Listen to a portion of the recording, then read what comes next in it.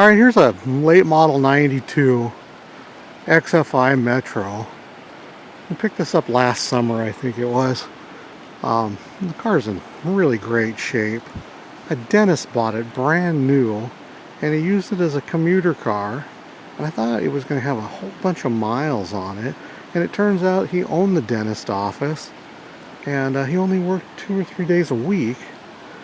He drove the car up until, the tabs expired in 2010, so somewhere right around 2010, he quit driving it. It burned an exhaust valve and had a second gear issue, so he just went out and bought a new car. He put this in his garage, and well,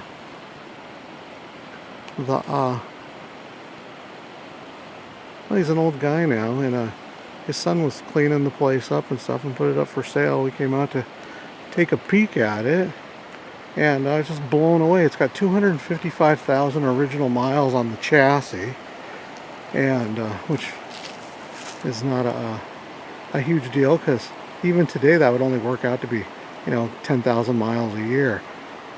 So it turns out to be a real low mileage car. I don't know what that would mean if you knocked off a few years of it, So we only drove it like 15,000 miles a year. It's really hard to find them anymore that are in super good shape. Let me walk all the way around here.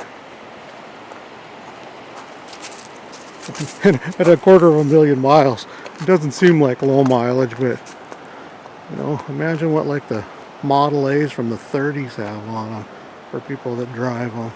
Some of those have millions of miles on them now. Let's see here. Obviously, we rebuilt the transmission, and it's got new brakes and wheel bearings around it. And some of you that are watching this, probably most of you, are watch the live video feed in the garage, so you've seen us do this over the last few months. But just all new parts, and they're all the Suzuki parts, I might add. We gave up on a few years ago on all that Chinese eBay crap. You can really tell it's an XFI by the front bumper and the mirror, obviously. Let me show you the inside of it. I don't have a Metro myself right now, and I had considered keeping this one for myself, but I think I'm gonna go back to a 4-cylinder Swift. I don't commute anymore. I don't really care about the gas mileage. I've been really thinking about a turbo 4-cylinder. You can reach back in here. So you put a Pioneer stereo system in it, and they mounted some Pioneer speakers in the back, and it actually sounds really good. And even had cruise control put in it, and here's the cruise control handle on it. It doesn't work, but I don't know anything about these cruise control units. I've never had an aftermarket cruise control. So we just decided to leave it in there, and if somebody takes it to a stereo shop, I looked online, and Car Toys installs those, and at the stereo shops, and maybe they can fix it. I have no idea. We didn't even mess with it at all. It's got a blown fuse, or I really don't know anything about it, but it's an option, and there's not many Metros with a cruise control in it. I don't think it was ever a factory thing. But pretty neat. But the cruise controls were $500. I saw that online. $500 plus the install. Close the door here. See if I can't lock myself out. We squirted some color on it. Mako did us a little job. In fact, I took the hood on and off when I was doing the tranny. Normally we paint the cars last, and I put a nick right there and there when I was putting the hood back on. I should have waited for the guys to show up and help me. But I was trying to speed this project up. It's a gentleman down in California that was interested on looking at the car on his vacation. If not, we probably honestly wouldn't have this car done for a couple more months, because we really only work on them once a month at our club meets. But the car's fabulous. Runs, drives great. Oops, put my finger there. I'm gonna walk around it one more time. For a commuter car, I mean, you you just can't beat one of these old lightweight chassis. The cool part is one of the few XFIs that doesn't have the that the seats aren't broken in and whatnot. You know, a lot of them are. They built those lighter seats for the XFI, and a lot of times they're damaged. And these ones just the upholstery on the driver's seat was a little tiny ratty where you get in and out. You can see the thing de-threading. Let me walk up here and show you. Sometimes I just ramble on these videos. But right here, you know, getting in and out where you rub it is a little ugly. That seat didn't even look like anybody ever sat in it. And I question if anybody's even been in the back seat of this car. Already ran it through the emissions test, and passed with flying colors. Let's see. Yeah, and it's a non-smoker car. Doesn't look like anybody's ever even put an ashtray in there, or a cigarette in the ashtray.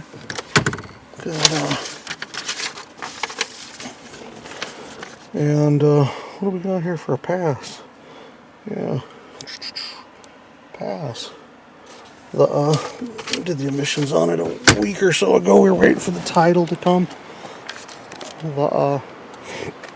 Here's you can see the original color because they don't do the door jambs to get one of those cheap paint jobs. It's pretty close. I like that green metallic color. This is the color you get in a late model Metro, so like a 96 or newer. It's kind of one of my favorite. I like that in the blue over the this non-metallic early colors they did. But yeah, I mean, it's just in great shape. The whole thing's been gone through, and a lot of fun, you know. And with it you know, being 25 years old now, and it's only got 255,000 on it, and being up here in Washington, the car, you know, there's no rust, you know, I mean, it's just, you know, right and tight, you know. So somebody drove this, I don't know what, I'd have to get a calculator out. What was that, 15,000 miles a year if they quit driving it 6-7 years ago? And yeah. And obviously they loved it if they had a stereo system and a cruise control put in it, because nobody else does that kind of stuff. You know, not wrecked or anything. And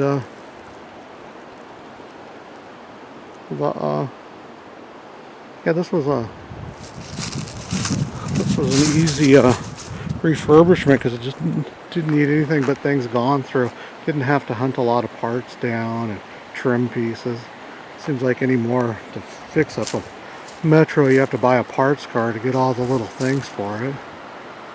It's a beautiful day out here today.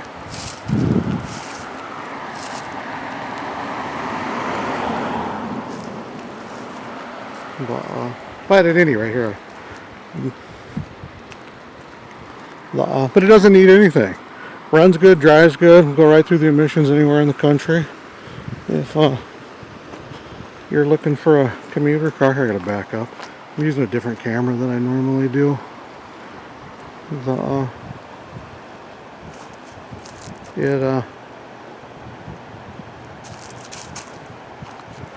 just ready to go. Sorry, I'm a little bit distracted here. Just trying not to fall off the bank here into the river. Get a shot from this side.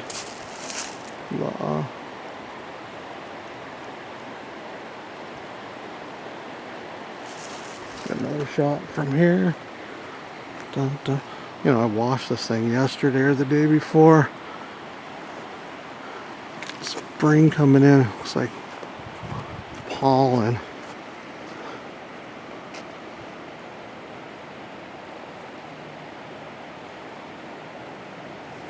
Now, it's not a car show machine, but it'll definitely be a commuter car for somebody until they make gasoline cars illegal.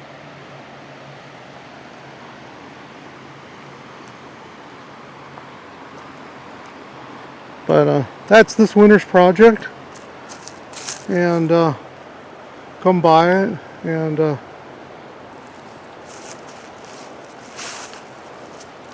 we'll use the profit from it wisely as we go camping this summer. And in fact, if anybody's in a Geo and they want to go camping with us, the club is getting pretty small. We're just down to somewhere between, I don't know, 4 and 10 people. It just depends on how busy everybody is getting them all together. But this summer we're hoping to do some of that, what do they call it, scarpy fishing.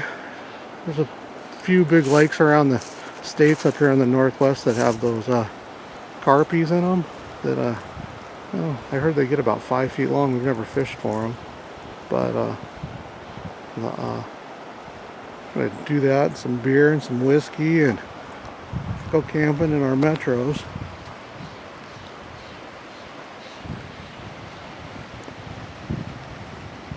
Guess I gotta open the door from this side.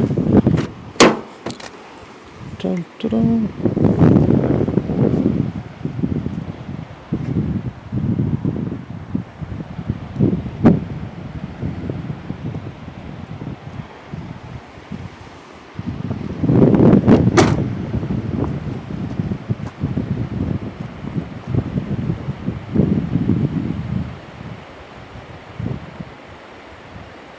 But that's it.